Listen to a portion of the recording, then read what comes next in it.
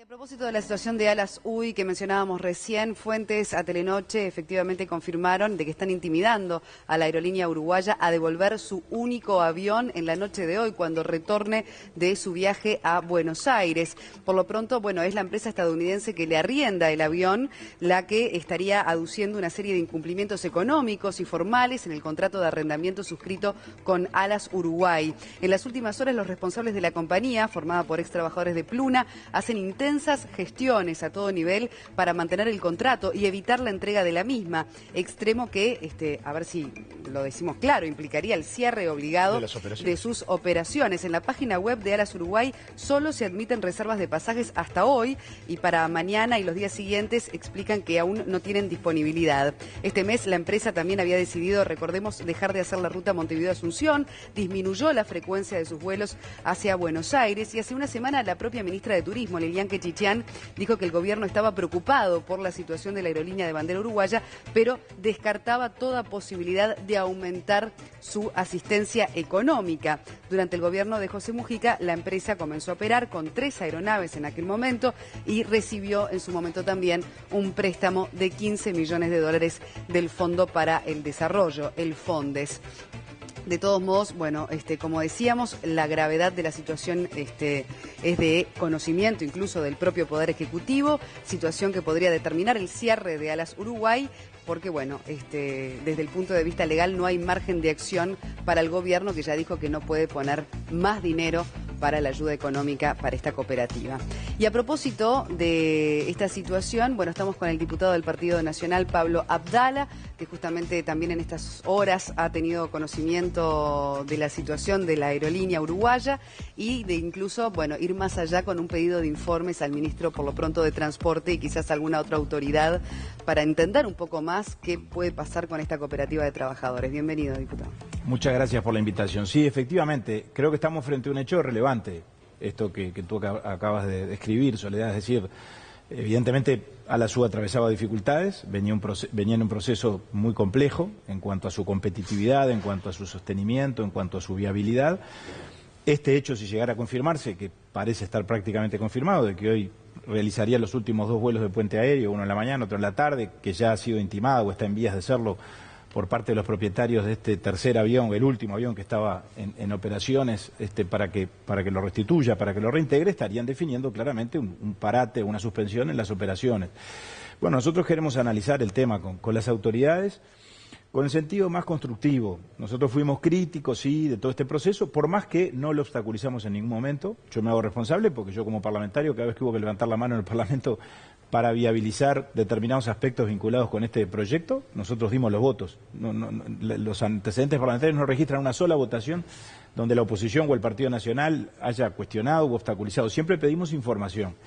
Ahora, esto lo que estaría describiendo es una situación más compleja todavía porque, bueno, la empresa dejaría de volar, por lo tanto dejaría de generar ingresos.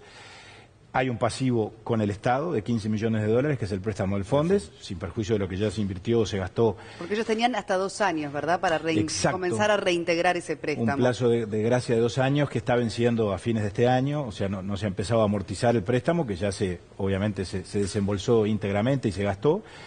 Pero sabemos también que hay deudas comerciales con proveedores, trascendió que por más de 2 millones de dólares, hay deudas con los trabajadores, hay haberes impagos de los trabajadores de la SU correspondientes a los últimos meses.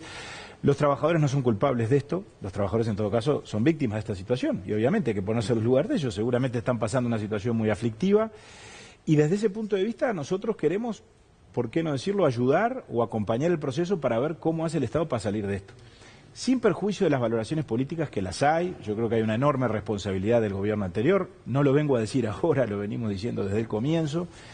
A mí me queda siempre la sensación, o me quedó siempre la sensación, y esto parece confirmarlo, de que Alas UI no fue el resultado, no fue una decisión empresarial como resultado de un proceso de análisis económico, de un proyecto que se analizó su sensibilidad, su rentabilidad, su viabilidad económica, sino que fue más bien fruto del impulso político, de la circunstancia del momento, de que estábamos en un gobierno que terminaba, se venían las elecciones, y el gobierno de Mujica quiso compensar un poco el fracaso del que veníamos con el cierre de Pluna, y por lo tanto se avanzó con mucho voluntarismo.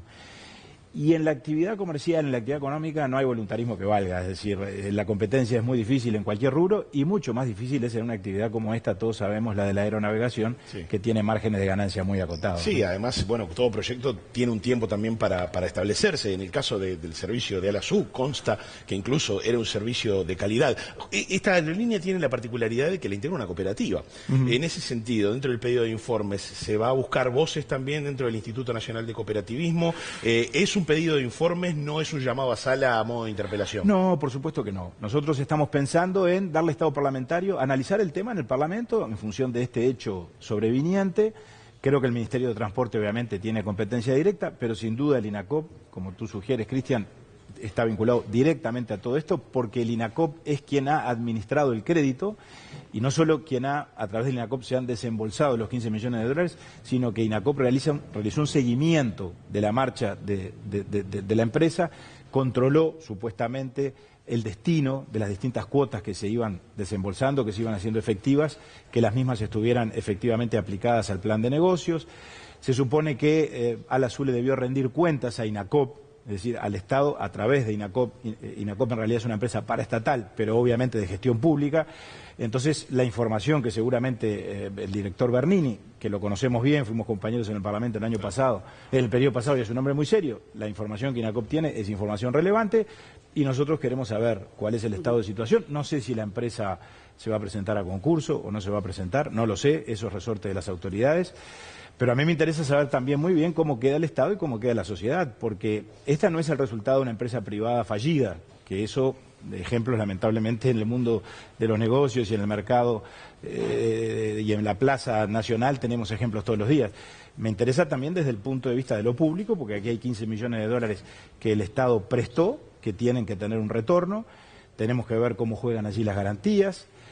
Había garantías naturalmente constituidas sobre la propia venta de los pasajes y sobre el flujo de caja, que supongo que, dada la situación, allí no debe haber mucho de dónde agarrarse, para decirlo mal y pronto. Después está la garantía personal de los directores, que establece la ley del Fondes, ¿verdad? Es la garantía solidaria de los directores de la empresa. No se trata de salir desde ya a pedir que ejecuten a nadie, pero sí se trata de que el Estado nos diga, que el Gobierno nos diga, dado el nuevo escenario, cómo se sale de esto y por qué camino.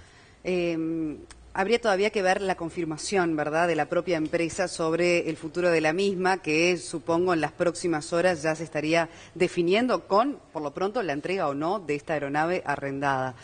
Usted era de los que más desconfiaba de la viabilidad, ¿verdad?, de este negocio, como bien decíamos al comienzo. Y sin embargo también se discutió mucho en su momento la importancia que tenía para un país que apostaba al turismo su propia aerolínea, ¿no?, su aerolínea de bandera uruguaya. ¿Cuál cree usted, analizándolo desde lo que fue la conformación de la misma, las ventajas que tenía contar con una aerolínea, o que tiene contar con una aerolínea de bandera uruguaya, pero por otro lado, las dificultades del negocio en sí? Yo creo que estamos frente a un negocio, repito, con tasas de riesgo y con niveles de riesgo altísimos, muy competitivo, eso todos lo sabemos, donde los temas de escala, es decir, de la dimensión de las compañías y del plan de negocio, porque acá no importa tanto, importa mucho la calidad de los aviones, naturalmente, y los aspectos técnicos vinculados específicamente con la tarea de volar, pero importa mucho el mercado, ¿verdad? Como en cualquier actividad, el valor de una empresa hoy está fundamentalmente en su cartera de negocios, en sus posibilidades de vender y, por lo tanto, de crecer y de proyectarse.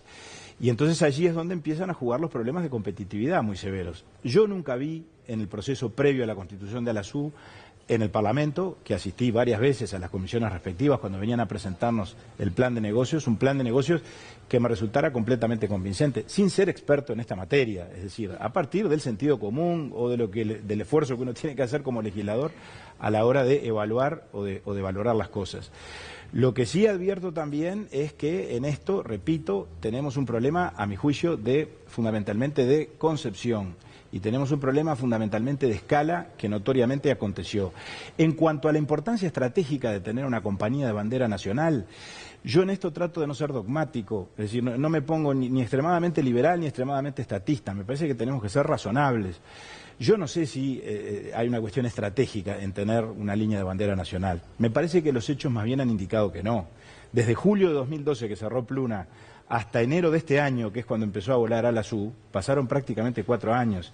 Y el país no sufrió perjuicios incontrastables. Tuvimos muy buenas temporadas. Claro, básicamente lo que se temía era perder conectividad, pero en los hechos vinieron también aerolíneas desde otras partes, algunas low cost, otras internacionales, que aseguraron la conectividad. Exactamente, porque si hay un mercado, por pequeños que nosotros seamos, capaz que somos muy pequeños y muy poco apetecibles, no lo sé, para las grandes compañías, pero para las compañías de cabotaje, para las compañías que actúan y hacen su negocio en la región, bueno, por poco que seamos nosotros, o por poco que sea el flujo turístico que venga al país, obviamente siempre va a haber alguien interesado en llevarlo o en traerlo. Claro. Por lo tanto, yo una cuestión estratégica, francamente, en eso no la veo. Diputado, para cerrar, consulta bien puntual. No sé si dentro de lo legal es pertinente pasar la esfera de lo público, algo como una gestión pública, que es lo que tiene ALASU, a lo privado, pero ¿existiese una mínima posibilidad de que un día llegasen a alguien interesado, terceros interesados en capitalizar una aerolínea de bandera? Bueno, por supuesto que tenemos que estar abiertos a todo. Si mañana se da una circunstancia o aparece un dato que hoy no tenemos y alguien está interesado en comprar lo que queda de ALASU, alguien decía muy bien, ¿no? ¿Y qué es lo que va quedando a esta altura? Porque no hay aviones. El tercero, que era el que estaba volando, acaban de intimar su reintegro. Bueno, pero tal vez estén los permisos, la frecuencia, no lo sé, y eso algún valor tenga. Bueno, ojalá, y si es viable y alguien está dispuesto a asumir el riesgo, no puede poner más plata al Estado. Y en eso creo que el gobierno hace bien. El pedido de informes lo va a hacer definitivamente igual, ¿no? No, por supuesto. Yo creo que además hay una necesidad de transparencia. En el mes de agosto, ustedes se acuerdan, los primeros días de agosto, que yo no sé si no coincidió con mi última visita a este programa, que hablamos de esto mismo. Estaba en debate si el Estado estaba por capitalizar de vuelta a la empresa o no, y las autoridades de ALASU desmintieron eso, y un poco hasta se enojaron conmigo en algún momento porque yo salí a hablar del tema. Bueno, yo hice un pedido de informes en los primeros días de agosto y hasta el día de hoy no volví a hablar. Ese pedido de informes nunca se me contestó. Yo preguntaba todas estas cosas, cuál era la situación financiera de la empresa. Entre otras cosas preguntaba por las alianzas estratégicas, porque con BOA en Bolivia se llegó a firmar un acuerdo o una alianza comercial, que por lo visto obviamente no prosperó. Ahora nunca supimos muy bien qué alcance tuvo. Bueno, todo eso es lo que me parece que es razonable que sea transparente y que la gente sepa. En tal caso, los dineros públicos que están comprometidos, que eso sí la sociedad entera tiene derecho a tener información, ¿qué es lo que va a pasar? Muy bien. Diputado, muchísimas gracias por habernos acompañado. Con mucho gusto a ustedes.